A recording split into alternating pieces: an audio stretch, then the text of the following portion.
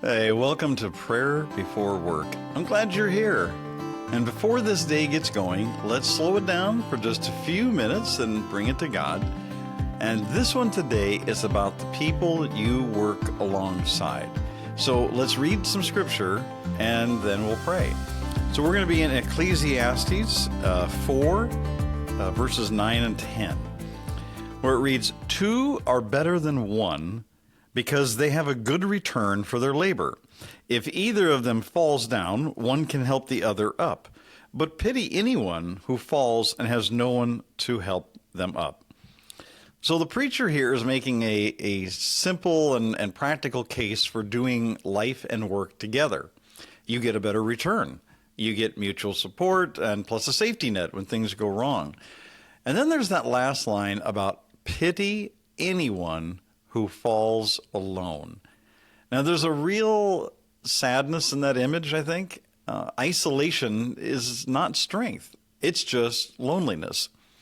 Now, work culture often rewards the individual, the person who delivered, the one who closed the deal, met the deadline, hit their numbers. Individual performance matters, don't get me wrong, but the best work I've ever seen happens when a group of people are genuinely for each other, where someone else's struggle is everyone's problem and someone's win is everyone's celebration. This is where the goal is bigger than any one person's contribution. And that kind of team does not just happen magically. It's built through trust and through honesty and through choosing the organizational interests over the individual gain. Does that sound too much like a utopian viewpoint? Well, one of the best executives that I ever worked under said it best.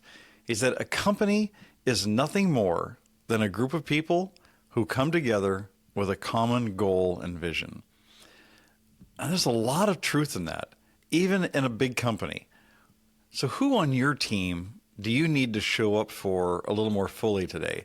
Not because it helps you, because it helps them. And because two really are better than one. Well, God, I thank you for the people that I get to do this work with. I don't always say that. Sometimes I'm more aware of the friction than the gift. But help me to see my team today the way you see them. Help me to be the kind of teammate and leader who makes the work better for everyone around me, and someone who shows up for the person who fell down, who shares the win instead of holding on to it. Someone who builds trust in the little moments where there's division or tension, the people around me, would you be the one who brings us back together? Because unity is a gift that comes from you. Help us receive it, and thank you for the people in my corner. In Jesus' name, amen. Now go make today count.